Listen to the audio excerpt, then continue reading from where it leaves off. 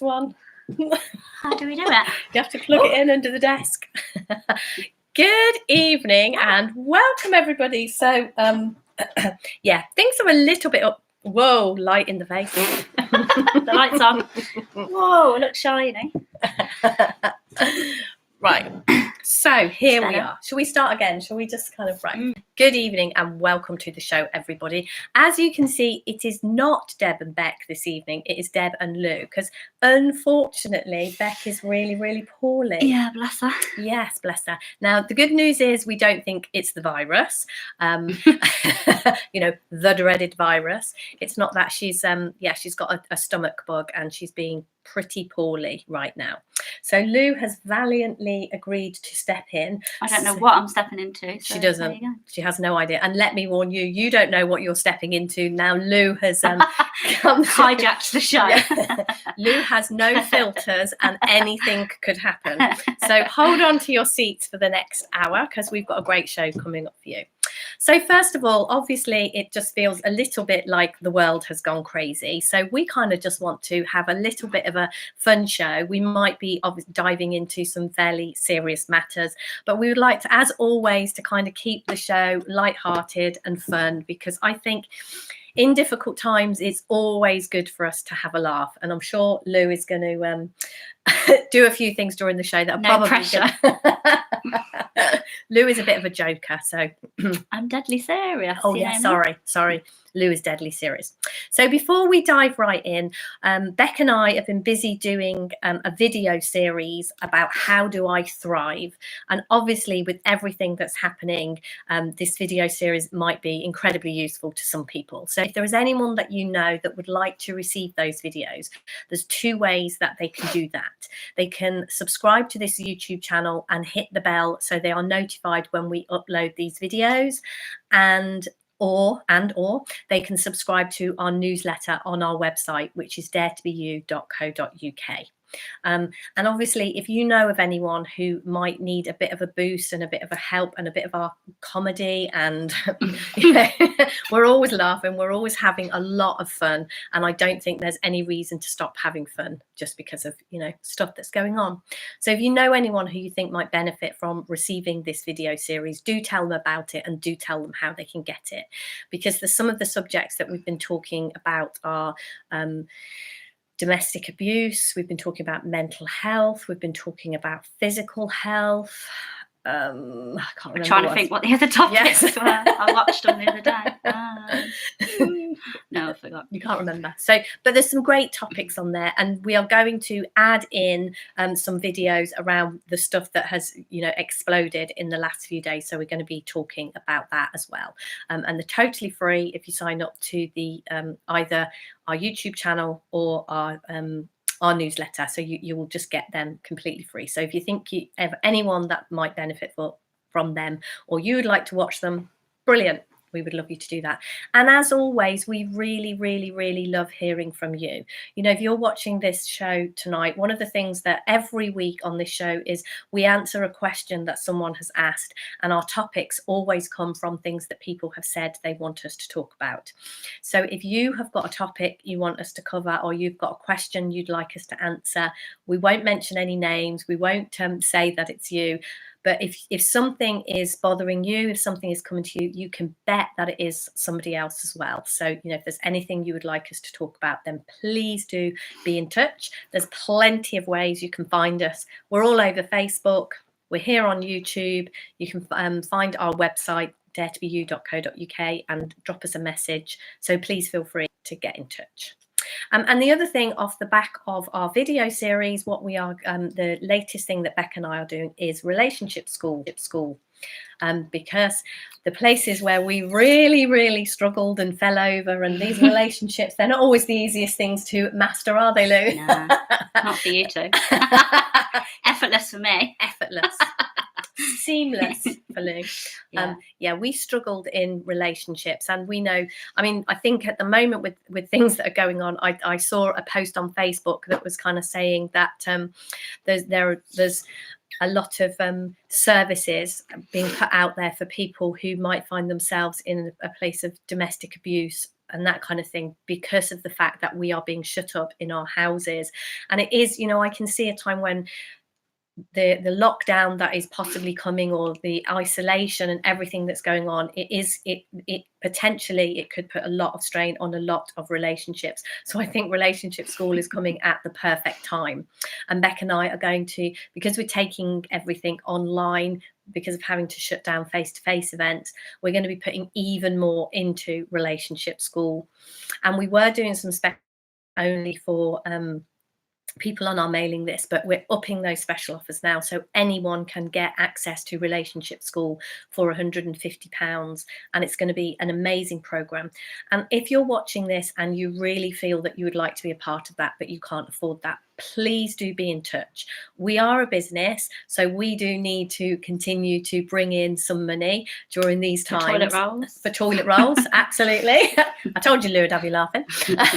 Yeah, we need money for our toilet rolls, obviously, and our hand sanitizer. So we do have to charge for things, but equally, what we want to do is be as much help to you as we possibly can. So if you want to have a conversation with us about that, then please feel free to get in touch.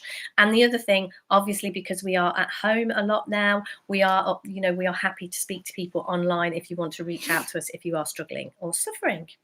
So there we go. What happens next?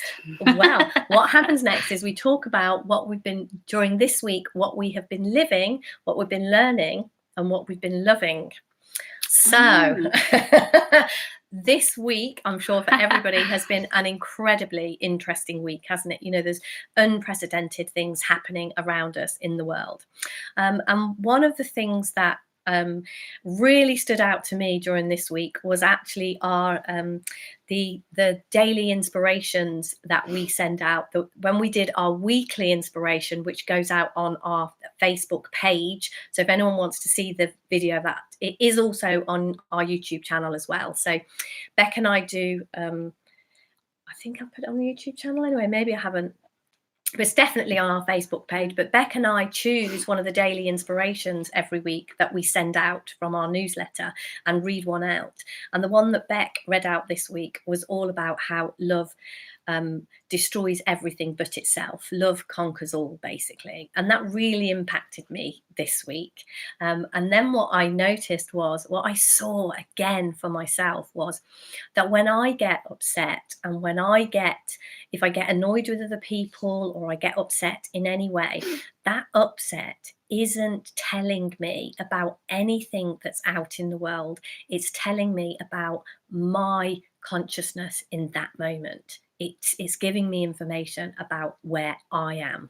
And it's not that it's not then that, oh, I've got to change that, I've got to do something about that. It just informs me where I am. We had an amazing call during this week with a lady for Relationship School, actually. It was a brilliant call. And she was talking to us about some clients that she was working with. And she told us about a father and daughter who'd, actually, no, I think it was a mother and daughter who'd had a huge argument. And obviously, these two people had their version of the argument. And I don't know about you, whenever you've kind of seen if you're talking to one person and they've fallen out with someone else, if they tell you what has gone on for them, you're kind of like, yeah, I can see, oh my gosh, you're right. Yeah, I'd be mad. I'd be pissed off. I'd be whatever. Because we are seeing that argument from our own level of consciousness. We're seeing it from where we are. We're seeing it through our eyes. And interestingly, like what the lady did that was working with this mother and daughter, she said, well, both of you, not together, will you both take a piece of paper and write down your version of the argument? And then they had to swap pieces of paper and read what the other person was going through while that argument was happening. And it's kind of like very, very often we forget that other people aren't seeing what we see. And when we fall out with people and argue with people, it's because we think they're seeing the same thing that we're seeing. And then why are they acting like they do? It's obviously like this, and then they're falling out with me. And when we begin to understand that not everybody sees the world the same way as you do, And in any given moment, somebody else is, if they're falling out with you or doing something that makes no sense to you, it's because they are living in a very different world to you at this moment. And I think that has really been highlighted during everything that's gone on during these last few days, you know, when we're kind of, there's a lot of conversations about who should be doing what and what the Prime Minister should be doing, and about people overbuying in the shops and all sorts of things, you know, some people going out and people not going out, and we're all full of judgments about what other people are doing and why are they doing it. And it's been incredibly helpful for me this week to notice that my mind does that, and to bring myself back to seeing that everybody is doing the best they can with the thinking that appears real and true to them in this moment, including me. I can give myself a break there too, because, you know, when I get scared or when I mess up or when I fall out or judge or argue with someone, I'm doing the best I can with where I am in that moment. And it's been really helpful to notice that when I feel judgmental of someone else, that's giving me information about where I am in that moment. And then rather than trying to put it onto that person, very gently, with a lot of self-love and self-care, bring that back to me and notice where I can be different. So that's been my living and learning. And I have been loving all the amazing community support. No, there hasn't been any support. Oh, I missed that one. I was like, well, where's the sport? Let's go. Yeah, there's been no football this week, which is yeah, I've been loving all the amazing community sports. I'm saying it again, support. Support. What Deb meant to say. Yes, quite. I've been loving all the community support that I've seen. Yeah. And so, I think I was just going to say, like, it was interesting for me this week with what happened for me yesterday. And I was talking to my friend Mandy about this earlier when we had a chat. And I was saying, like, for whatever reason, yesterday I woke up and I felt worried and I felt anxious and I got upset. And, like, Beck was like, "You okay?" I was like, "Oh, I'm not okay." And, you know, I had a cry, because that's what I do when I get sensitive and I cry and stuff. And I could see that, like, even in the midst of it, I could see that it was my head creating all of this what if stuff, you know, like, what if the world ends tomorrow or today, or what if the economy breaks down, what if we've got no money, what if we can't see our friends and family again, and what if the world's going to be totally different, and scaring myself shitless, basically, as we do with all of that overthinking. And then I don't know, I felt unmotivated and everything, because I thought, if that's the way the world's going to go, then what's the point in doing this? What's the point in getting up? What's the point in this? And, you know, some of you might know that I've been on this whole non-drinking thing lately. And so all of that was coming up, like, the same thing was happening for me in my head around feeling fed up, feeling bored, feeling unmotivated. All the reasons that you used to drink before. That I drank before. And all of that was getting heightened again. Yeah.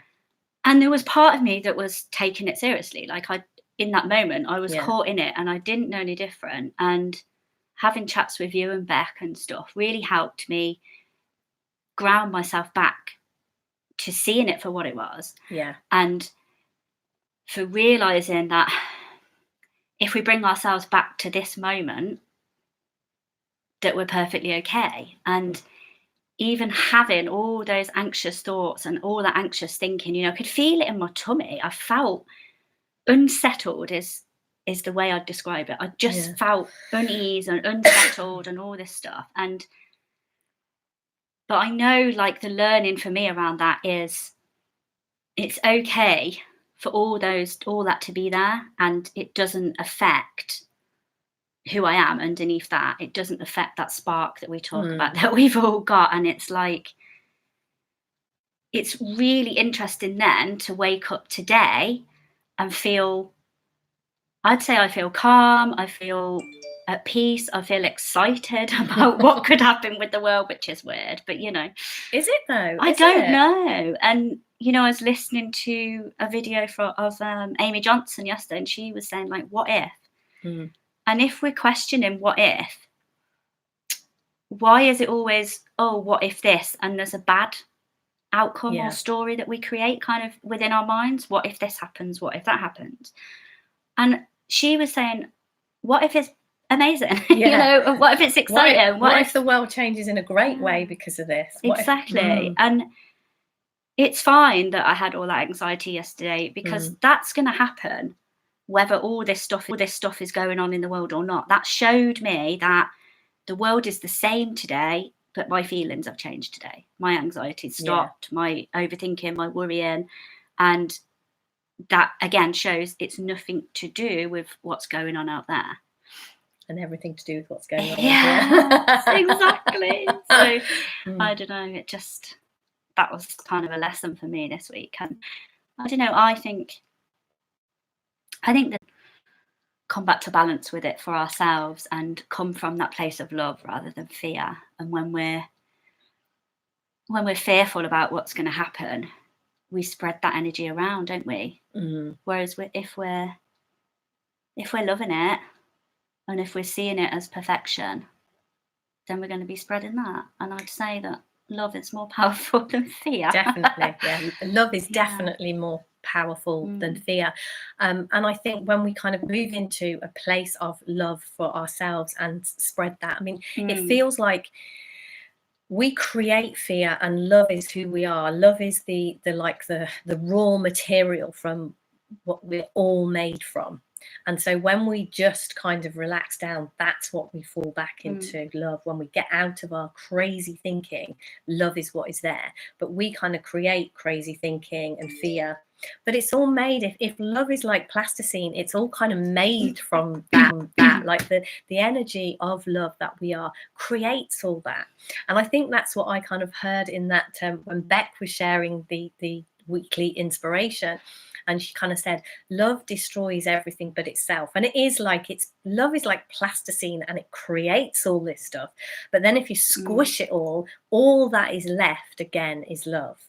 And when we start to look to that and see that, and it is like, you know, in crazy times like this, it's a brilliant example for us to, you know, look to this moment and see our okayness in this moment. You know, bring it back, like you say, the what ifs. Our head can do crazy things when we get into what if. But like you say, why isn't there an opportunity to what if something amazing comes from this? You look like you've got no, I was going to say, like, I was watching my head do that, and it wasn't that long back that I would allow myself to spiral down, or innocently I'd say, I would spiral down into these depressions, and then that's when I would drink and to take all that feeling away and stuff. And it's almost like what I've been learning around that is facing that in that moment, like, come on then, bring it on, thinking, if that's what you want to do, if you're going to tell me, right, you're scared, all this stuff, go and drink, say all that. But my head's also saying, no, I'm not having that. I'm not listening to that. There's something else here that I can listen to. And I don't think that means that we all necessarily need to do that. That's just, I guess, my wisdom in the moment that's saying to me, no, I'm not listening to that thinking. It's not helpful to me. And I absolutely, even when thoughts are coming up, you can just make this better, and you can be relaxed, and you can feel it's easy if I wanted to just go out and get a drink to numb all that. But I don't want to. Even all this crazy shit that's going on, I want to experience it naturally. I want to be able to say, like, oh, remember the coronavirus? And, you know, yeah. And it brings me back to grounding then. To know. The two things that are coming to me is that the two things that we talk about are it's all on the table and about that place of balance. And I guess with you know, the times that we're living through right now. There is a place of balance. You know, we also talk about taking responsibility whilst knowing you're not responsible. So if you find yourself getting into, you know, into a mess, feeling really, really anxious, for me, when I get into that place, what I know is that I've overstepped what I am responsible for. I start to feel anxious when, you know, my son's life looks like it's down to me, when, you know, people being happy, look, when everything in the world looks like it's on my shoulders, then I start to feel anxious, and I start to think that I need to do things and I need to get it right. And when I come back to that place of balance and do what's mine to do, you know, in this moment, every one of us has wisdom. Every one of us knows the next small step to take. And I know one of the things that you've been doing around your drinking, Lou, is kind of just taking it as one small step at a time. And just now, this minute, you know, you haven't kind of set yourself up for the rest of your life. You've got to be a certain way and do a certain, you know, not drink or whatever it is. You're just kind of like, in this moment, I'm going to choose the right thing in this moment. Yeah. Whatever that is. And I think we all have that. And all around, you know, all the crazy stuff that's going on now, if we just take the next step, do the next thing, and do what's right in this moment. And I think, you know, we're wired to do that. We can do that. That is how we operate, isn't it? We can do that. That is how we operate, isn't it? Absolutely. But we think that we've got to sort the whole bloody world out. Yeah, we do. And that is where you can see where your mind, my mind, certainly, and I'm pretty sure it works the same for everyone, gets pickled. Yeah. Because it's a simple fact that we work it all out with our intellectual mind that ain't got a bloody clue. we're trying to take responsibility for things. We do get overwhelmed when we try to take responsibility for things that aren't ours. So those feelings, you know, the feelings of anxiety, they're not telling you that there's something wrong in the world. No. They're not even telling you there's something wrong with you. They're telling you that you've taken too much responsibility for something that isn't your responsibility. And we start to feel at peace when we drop back into the love that is who we truly are, and start just daring to be who we are without taking all that responsibility on as if it's ours, as if it's down to us. So are you loving anything this week, Lou? I know I'm putting you on the spot a little bit, and you don't have to answer because obviously, you know, it's fine. But I'm going to try. It's the nerves. But I'm constantly like, oh, I don't want anyone to see it because I look stupid. I think when we face these things, that's it. I just go completely red on them, and I'm like, oh, I hate this. And then I'm like, what if I'm okay with it? And the thing is, I think it's about accepting it all, isn't it? And most people, you know, kind of say, and me. I mean, we do this show every week now, and I've kind of got used to doing this. And I'm not saying, but I know, like, the first few times that Beck and I did it, and certainly like making videos and putting myself out there, I used to get into a blind panic, and what if I say the wrong thing, and what if I look stupid, and what if, and I guess what if you look amazing, what if this is, you know, what if this is helpful, what if people, you know, Jane Silver-Corrin, she just said this is helpful, thank you, you know, what if we're sharing is helpful?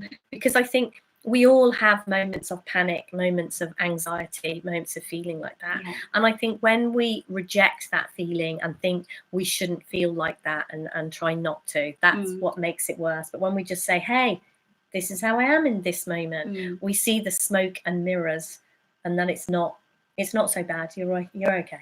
I know, people don't see what we see, do they? No, they see it totally different. Like, I see this embarrassed redness, and you know, we can start picking on all the other things that I don't love about myself. Or we can say, what about all the stuff we do love about ourselves? Yeah. Like my hair, it's amazing. Jodie did a well good job. She did. Shout out to the lovely Jodie, amazing hairdresser. Okay. But I think I'm definitely loving, like, this is the other thing with what we've been talking about is, and again, I was talking to Mandy about this earlier, is the trust in life. Like trusting that life has our back, and that all comes down to the non-responsible thing again, where we can relax and we can just crack on with our lives and do what we normally do, whatever seems right to us, knowing that there is something out there. I don't know what it's called, but you know, this intelligence. And it is about taking that responsibility whilst knowing we're not responsible, doing what's ours to do, But noticing if we start to feel anxious or upset, what we've done is overstep that mark. Yeah. Because this intelligence has our back, no matter what it looks like. And I'm guessing, you know, at the moment and in the weeks that are going to unfold, maybe there will be moments when it doesn't look particularly safe, with, you know, implications for our income, implications for our health, all sorts of implications. But just breathe. You know, just take a breath and be reminded. As human beings, we are incredibly resourceful, and now isn't the moment to fold and give up and panic. Now is the moment to breathe and to go inside and to see just how awesome we are, to kind of see that amazing community spirit, and to see that when we move in love instead of in fear, we can do incredible things. So yeah, you know, there maybe is some excitement for the future. You know, what might this bring? It might bring us together in ways that we never thought were possible. But, you know, if we are all on lockdown or whatever all this rubbish is, whatever it's called, what we're supposed to be doing, it's a chance to, I don't know, reconnect in different ways and reconnect with ourselves maybe first. I definitely and see. I think that's a good place to start, because I don't think we go inside enough and we get still enough and we take time to breathe and meditate and do all these things that help us reconnect to that peace of mind. And maybe this is the world's way of connecting, you know. I think this is the world's way of healing. I think the world needed a little heal, and I think we all did.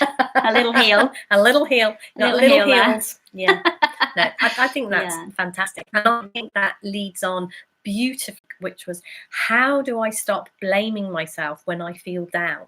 You know, imagine in these times, for whatever reason, even if it's nothing to do with any of the stuff that's different at the moment or appears to be different, you know, it's very easy. I know you've talked about that, Lou, that place that you, and a little bit like where you went yesterday. And I know you touched on something, and I have really seen a difference in you around this, that you kind of said you went into that fearful place a little bit around that. Have you got anything that you think that could be helpful to share around that? And if not, I'm sure I can find something to say. I reckon I have. Cool. I reckon my wisdom's there at the moment. Good. I think for me, because like I can, so I was writing about this today, actually. I might have to put this piece out somewhere, but I was writing about it, and I feel like it's almost like there was enough stuff going on in my head as it was spinning around and being crazy yesterday. To add drink to that would then make the next day, after that short period of perhaps feeling relaxed for a few drinks for a few hours, would just be mayhem the next day. My head would be saying, them was originally there in the first place, which if you can understand what it is and allow it to be there, it's going to pass. Because I think all our thinking, the more we can do that, and I think the way that we do that is by understanding that it is thought that's creating those feelings, and that thought is never ever permanent, and it's always temporary. It's always going to pass. Things change. That is the way we live. Things change. So the reason I don't, or try, or see more around not blaming myself around that is, I know that we all work the same, and that we don't put that thinking in our head. We don't go like, I want to think this today. Like, it's just there. So we innocently, what we do is we don't see that as thought. We think it's real, and we think it's true, and we think it's telling us truths about ourselves. So when we think that, we're attaching meaning to that thinking. So then we blame ourselves. But when we realize we're innocently attaching the meaning to that thinking, we can let ourselves off the hook and be kind and be gentle, and we don't need to beat ourselves up about it, because we don't mean to do that. We don't mean to think that way. Or, you know, when I felt anxious yesterday, it wasn't like, well, there was a part of me that's like, you're stupid, you should know better. And that's me blaming myself. Yeah. But once I remembered where all of that was coming from, the blame just stopped, and it was just like, oh yeah, I was caught in my thinking again. And I think that is a huge key thing to remember how we work as human beings. And I think that's one of the reasons why we do this show and we put this out, because I know, like you said, Lucy, yesterday when you were in that place, what was incredibly helpful was Beck and I gently pointing you back to the truth that, where does this come from? Your feelings are coming from what you're thinking in this moment, and that is going to pass, and you're going to feel differently, and you're going to see this differently at some point. And it's like being reminded of that is so helpful. so helpful to us, because it's so compelling. It really is compelling. And this is it, if you're in this place, it is compelling. Thought does look real, and you're not the first person to be tricked by a thought, and you won't be the last. So there is no point adding then to it that, oh, I'm stupid because I get caught in my thinking. If you're stupid because you get caught in your thinking, me too. New three. We all do that. But it's way more helpful to look back to what's creating this. It's thought wants you to go in one direction. Thought wants you to kind of get bogged down with it. And freedom is in the opposite direction. Freedom is kind of going, yeah, it's human to be caught in my thinking, and that's okay, and I'm okay. And the more we kind of see that, the more quickly, it's a little bit like the quicksand, I think. When you used to watch those films and somebody would get in the quicksand and then they'd like kind of be going down and people would be trying to pull them out of the quicksand. And it's like the more they fought with it, the more that they would get bogged down in the quicksand. But if they just kind of stayed still and allowed somebody to just gently pull them out, they would just slide out of it.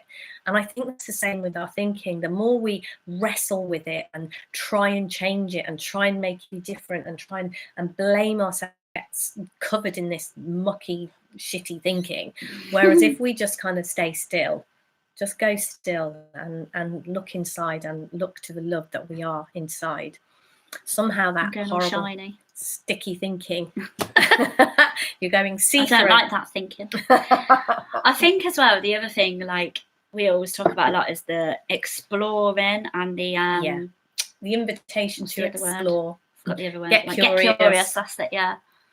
And that's definitely one of the things I'm seeing around everything lately, is like, if we don't explore it and get curious, then how do we know? Like, how do we see something different?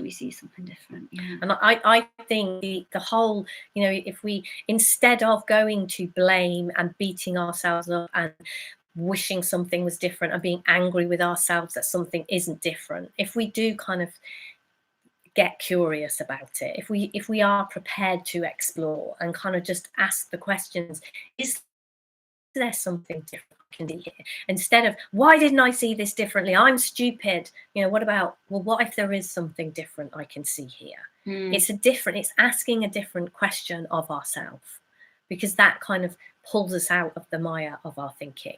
Whereas if we just pile on the, well, I'm stupid and I shouldn't have, and what if, But if we do just kind of get curious and sort of like explore what the possibilities might be, human beings are absolutely amazing and awesome. And when we look to that, and when we look to what else there is there, it blows my mind what we uncover when we do that. It's right. Okay. Now, what's next? Okay. What do we do next? We just sit and look beautiful. No. With the redness. With your redness and all, yes. So this week's topic, we are going to be talking this week about people pleasing. So that's a really interesting topic. And obviously, if anyone has got questions or anyone wants to comment on anything we've been saying, feel free to type it into the comments. We love to hear from you. We love interaction with you. If there's anything coming up for you, please feel free to do that right now. So yeah, we're going to move on to our topic this week, people pleasing. And funnily enough, when we were kind of talking about this just before we came on the show, we have a board, we have a whiteboard that kind of reminds us. Apparently we do. Yes, apparently we do. It's there, that kind of, so that we can, so that we know where we are in the show. We know what we're going to talk about next and stuff like that. And so I wrote the topic of people pleasing up on there. So Lou then said, "Oh my gosh, Deb, you are amazing. You're the queen of it. Queen of people pleasing."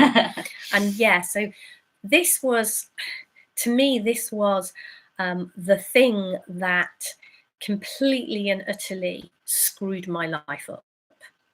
Being the best people pleaser. You know, anyone out there who is a people pleaser, I could have given you a run for your money.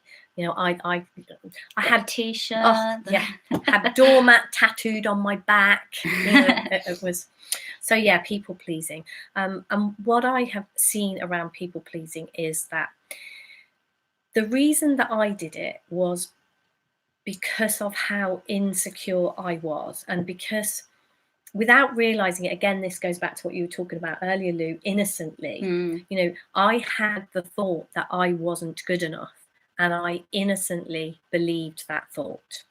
And I had the thought that the only way that I could fill that void in me, you know, that aching hole of I'm not good enough and I'm not lovable and nobody will ever love me, the only thing that it felt that could fill that void was somebody else's approval, somebody else saying that they liked me, somebody else saying that they loved me and they wanted me.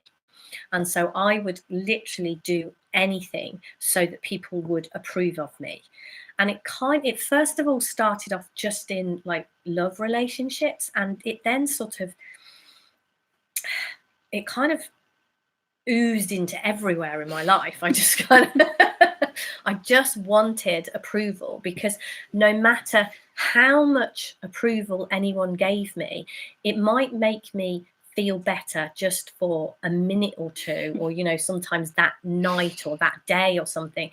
I would have a temporary shot of feeling better, if you like, when somebody told me they loved me, or somebody liked something I'd done, or whatever, you know, when someone said something nice about me, or anything, any kind of approval, I'd have a little bit of a shot of feeling good. And then I would actually start to feel even worse. It kind of wouldn't last. Because it wouldn't be enough. No. Because when we're looking for something outside of ourselves, it's never going to be enough, is it? No, never going to be enough.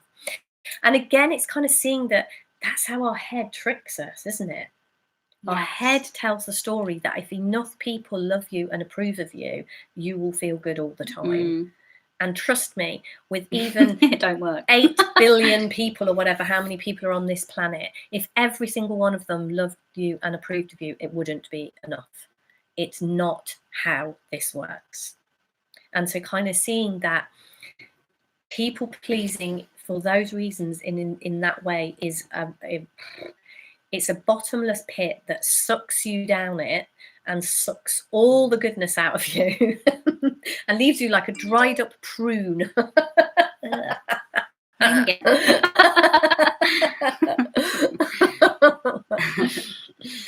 Have you got anything to say? I don't know what to say to that, Deb. No. Past relationships and stuff with when I've not felt good enough and not felt lovable, I suppose. And my thing with that was, oh, let's just drink them, because when you drink, you're funny, you're cuter, you're this, you're that, you don't care. You think? Oh, bloody hell, I really realise I'm not now. But, you know, I did think, like, I'm not good enough. That's what it all comes down to, isn't it? When you people please, I'm not good enough. I want these people to like me, whether that is a relationship or a friendship or whatever. And then you don't show up as you. And then you've got to carry on with that bullshit and that pretense. And that must be hard work. There must be I don't know. I don't know if that's massively my thing, or it probably has been in the past, but not as much as your big story. No. But yeah, I've seen you want approval from people. Yeah. And I've seen you want people to love you. And stuff like that. I've seen that in the past for sure. Yeah. And there's definitely a huge part of my insight around all the alcohol was ever shift around that was this massive thing of, oh shit, I am good enough. And I don't need people to love me or approve of me. And I'm not going to be something I'm not. I'm going to be me. And people will love me or they won't. And it's fuck all to do with me, whether they like me or not. And I go in and out of that, obviously. I don't always see that. But as much as possible, I try to keep to, I'm not going to try and do what other people expect of me and want me to do to make them feel better, because it just isn't sustainable. Is that the right word? Yeah. It just, I can't, it's too much like hard work, and I don't bloody like hard work. I like when things are effortless and they're natural. It feels more natural and in line to me. And I think when we see that we're good enough and we do love ourselves from that place, then we naturally just be ourselves more. And I think people, well, from what I'm hearing from other people, is that they like that better anyway, because they're seeing the real you, and it's refreshing and it's nice and it's easy. It's easier than all this crap. All this pretense people pleasing. I know, like at the beginning of the show, we talked a little bit about one of the things that the government is worrying about is the fact that there might be more instances of domestic abuse, domestic violence, because we're all going to be sort of locked up together, absolutely. And kind of what I wanted to share around that was, I got into a very, very unhealthy relationship. And what I can see is that I was the people pleaser. So I would literally do anything to try and make people like me. And what I I've seen it. I've seen it. I don't, it's fine, it's fine. One side of it is the people pleaser, and then the other side is like the bully.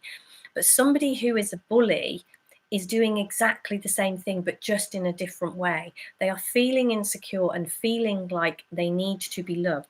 So instead of kind of being people pleasing, like, oh, what can I do to, oh, can I do that? Can I, and losing themselves in that way, a bully loses themselves in a different way, because they try to force people into doing what they think they need people to do.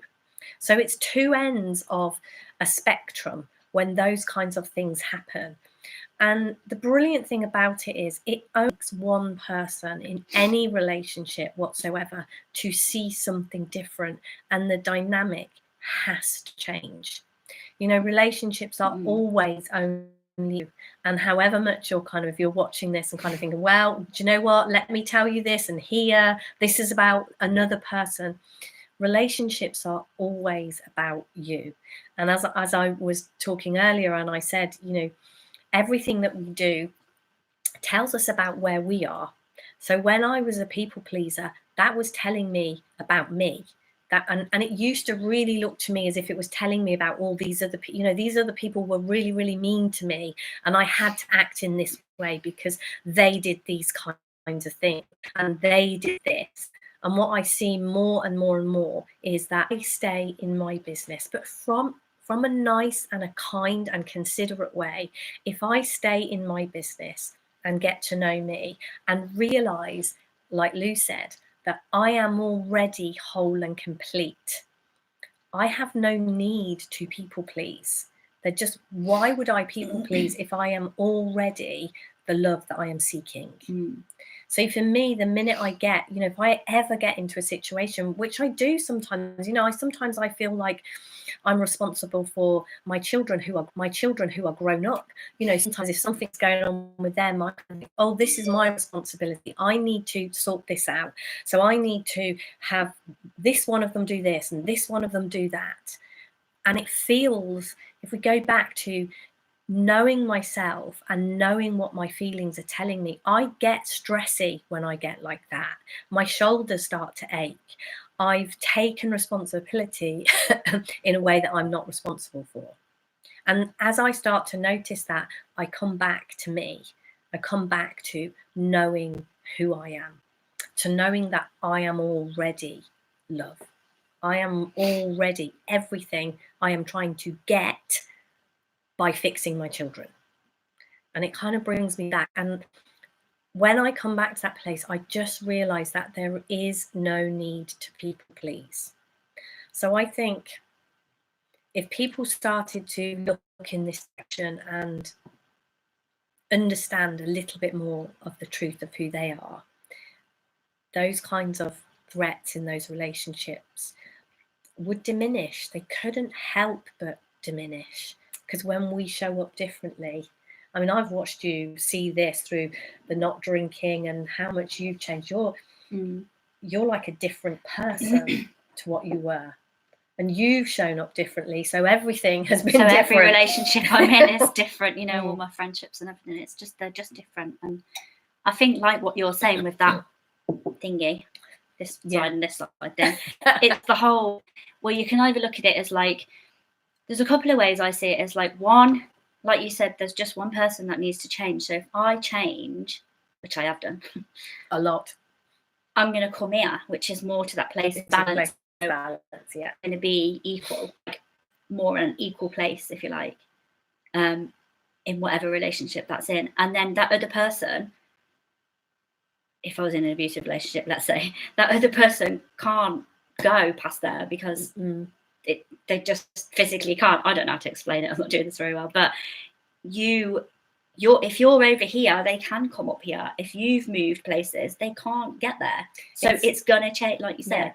it's gonna change things. When one thing changes, whether that's a person or a thing or whatever, we can see that in this world. Now with what's happening, something changes and it has a knock-on effect, and everything else changes. So that is the whole. When you see that you don't need to be a people pleaser, your relationships get better. They absolutely do. They absolutely do. And relationship with yourself, that's what it is. A relationship with yourself that's got better, and that's all you ever need to change. Absolutely. But we think we've got to change all them other people. And it really does. Too much like hard work. It really, really does feel, you know, trust me, I know I have been there. It really, me too. really feels as if it is the other person. And, you know, one of the things we're kind of saying around this is, if this is kind of bringing something up for you, comment on this video, get in touch with us. You know, we can say more about this, but too many times that if you begin to see the truth of who you are, it's like, no matter the things that look to you, if you are, you know, in a difficult relationship, however that is difficult, whatever it is looking like, whatever the problem is, trust me, I do not, whatever it is, whatever, if you're having a difficult time at it, if you begin to see the truth of who you are, you come to a place of balance. And from this place of balance, if you need to be out of that relationship, you'll get out of it. If you need to do something kind in that relationship, you'll do something kind. If you need to talk to somebody, you will talk to somebody. Because what happens when you come into that place of balance, it's like a light gets turned on in our head and we see the next step to take. Controlling relationship, or if we are a bully, if we have lost ourselves in any way whatsoever, it looks as if there is no way out. It looks as if and it looks like stuck in these places that we don't have any choices, we're stuck. And so then we people please to try and feel better, or we bully to try and feel better. Take desperate measures to try and feel differently. Now, what happens when we look in the direction of knowing ourselves, when we look in the direction of truth, is we start to feel different in ways we never thought were possible.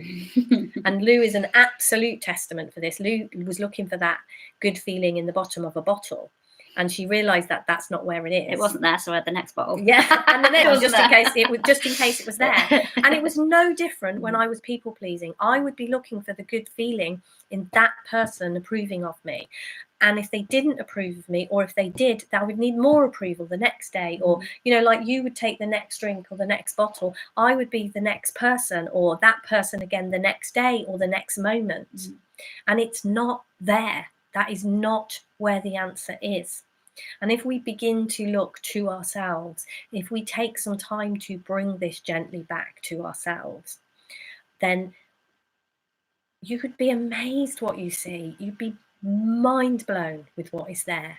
That is where the answers are. And they can be as simple as talk to a friend, go for a walk, do something different.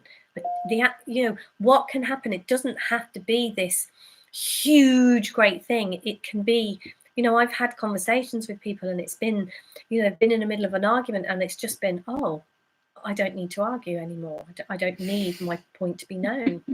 And it's life changing, but it's tiny. And just starting to see we have been going in the wrong direction. We're out of balance. We are one or other end of this continuum. And this is a huge invitation for us to look inward and to find this place of balance within ourselves. And when we find that, no matter what it is, whether it is people pleasing, whether it is drinking, whatever it is, we can solve that problem. And however huge what we are on the brink of now is, we will find the answers from that place of balance. So have we had a comment that needs an anonymous one? Yeah. We had a comment that needs an anonymous one. Yeah. Funnily enough, I was going to speak to this anyway. So it's about how do we tell the difference between people pleasing or just feel like being kind to someone? Because I was just thinking what you were saying, Deb, about the balance place, and I was thinking when we get to that balance place, we get clarity. And I think with clarity comes wisdom. I think our wisdom is always there and it's always guiding us. So I'm just reading that comment. What was that one? She's not anonymous, apparently. I don't know that's how this works. That wisdom is always there and it's always guiding us, even when we think that not, and we think we don't know what to do and all that stuff. It's still there. So I was thinking, like, how do you get to that place of balance? Like, because that was kind of what was coming up to me. Like, how do I know when I'm in that place of balance? I don't know. Sometimes I think I know the answer and sometimes I'm not sure. But for me, I think it's about knowing who you are. And I think that's the one that starts with the deeper truth of who we are. Well, that's what we used to talk about all the time. There's only one of me. Which I ain't going to get into all that now. But from knowing that, like the little Lucy here that plays the character of Lucy, I'm just getting to know myself so much more lately from these insights I've been having. And I think my place of balance is different to anyone else's because I think it's a personal thing. There isn't this, oh, here's here and you will be here and you'll know that. I think it's personal and I think it's different all the time. But I personally think that we know it by the feeling that is inside of us. That's all Sid Banks. Oh, the Sid Banks thing there. That's all Sid Banks was ever pointing towards with the principles was look for the feeling. And when you get clear in yourself and you can admit to yourself, you know if you're people pleasing or not. You just know by that feeling. You know if you're just being kind.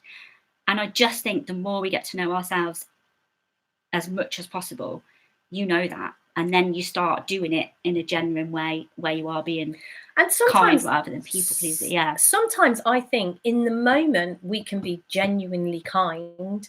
What I notice about myself around people pleasing is when I start to think, oh, I did that, therefore they should.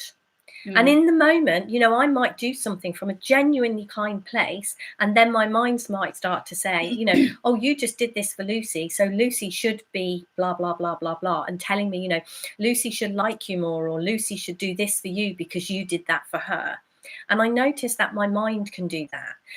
So it's not necessarily, I don't think when we do anything kind, I think you do it for kindness' sake without conditions attached. Yeah. Without the kind of, and notice if your mind does that, because trust me, my mind does that sometimes. You know, I do something like, you know, we do the YouTube show or something, oh, therefore people should appreciate us, blah, blah, blah, blah, blah. And it's kind of like, no, just take a breath and get clear. Do it because you like doing it and you enjoy it. Yeah, exactly. And do it for love and kindness to others. And just notice, you know, it's really, really easy, and our mind then runs away with what we should get back. And it's kind of like just noticing that your mind does that, and you don't have to listen to your mind. And that goes back to stop blaming yourself that your mind does that, and just notice that it does. And just, you know, what I see now is that isn't me. That isn't my thinking. I don't agree with it. When my mind's thinking, I don't agree with it. When my mind starts to say, oh, you've done that for Lucy, so Lucy should therefore do that to you, I'm like, yeah, shut up. I'm not interested. Thank you. It's not me, and it's not what I think. The problem is when we have those thoughts in our minds, we believe that they are us, and we believe that, you know, oh gosh, if Lucy heard my thinking do that, she'd hate me, and I can't think that, so I have to punish myself for thinking that. Or I think I'm right, and I start hating Lucy because she's not doing something that I think she should do. And what I notice, if I don't get into my thinking, if I don't believe the thoughts that go through my head, I don't get caught in that way.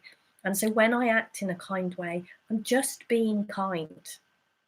And kindness, you will get something back from that, but it won't necessarily be what you want or what you expect. And it's kind of whatever comes back from that, whether it is, you know, whether I do something for Lucy and she spits in my face, good. If I do something for Lucy and she's kind for me, good. Back. And whatever we get back from life, it's an invitation to see something.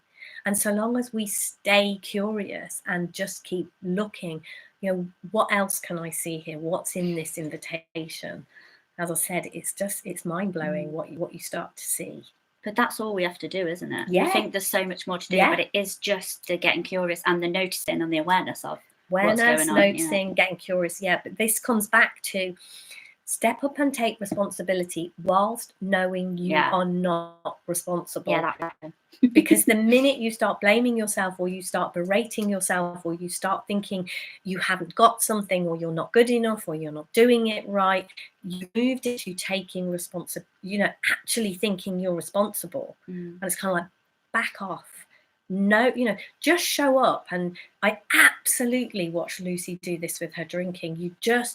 And I think it was one of the things, you thought you had to be responsible, so you were scared. I thought it was all on me. When you realised that you could show up and take responsibility whilst knowing you weren't, something suddenly clicked for you around that. I don't know how, but it did. and it changed a lot. Yeah, so it did. We've got to do a competition now. We're late. Where's Bex? Keep us in track. No, we're all right. Okay, so we didn't have many comments on our video last week, I was going to say last year. We would really